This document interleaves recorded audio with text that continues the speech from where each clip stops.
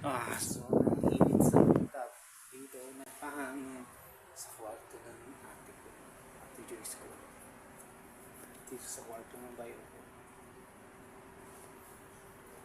Mainit sa rooftop pag humiga ako dun. Mainit kasi doon. Dapat lagyan yung electric pan yung rooftop para may diretsyung may kwarto na ako dun. Pag inayos na nila yung kwarto ko.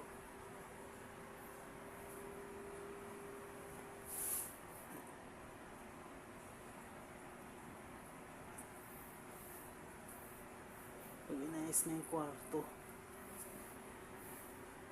Dun sa tabi ng rooftop. Sa tabi ng rooftop. Okay na. Kakalinis ko lang dun sa rooftop eh. Wow. Grabe. May nagpapabinyag pa. Sobrang dami nagpapabinyag dito sa simbahan na to. Tsaka bagong upit pa yung buhok ko.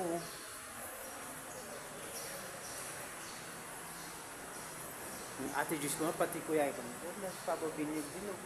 Bago mag-birthday ng pamangkin ko noon.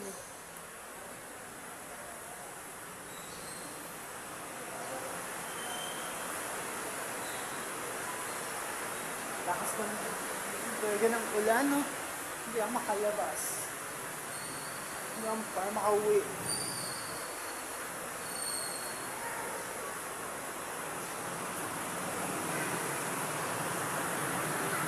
Ang lakas ng ulan.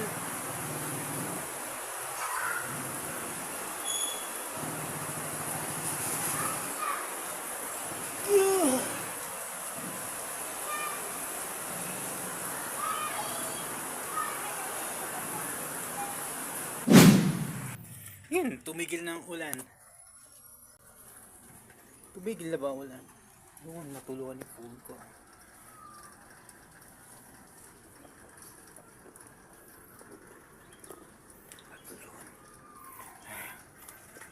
Tumigil na ata yung ulan. Pasok na rin bukas.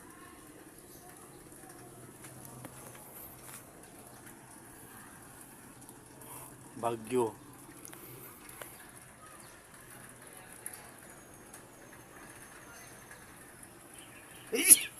Sana umaraw na. Parang walang sagabal na ulan dito sa lugar na to. Dalawang araw na suspended yung klase namin. Nagkakaproblema pa rin.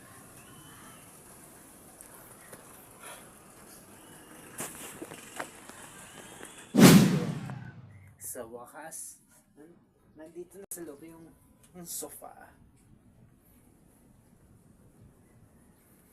Nag-ayos na yung bayo ko ng dito. Sandali lang.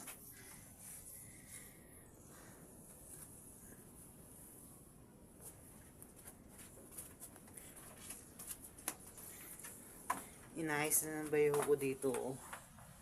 Napakalawak.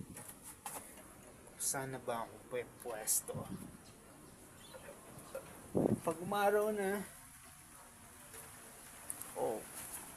ulan pa rin. Grabe. Ulan? Hindi ka ba talaga titigil? May mapasok na kami bukas.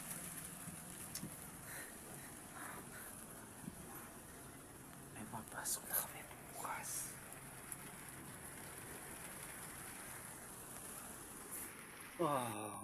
Umaraw na.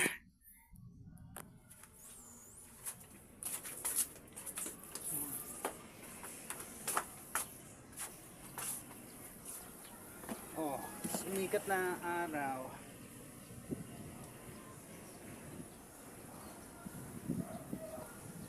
Pero siguro makulim din pala. Naging kulay asul na ang langit.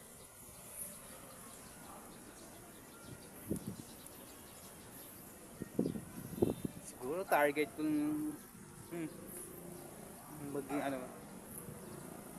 maging successful ng pagka-araw nito. Nagki-color blue na ang langit, oh. Tumigil na ang ulan. Ayun.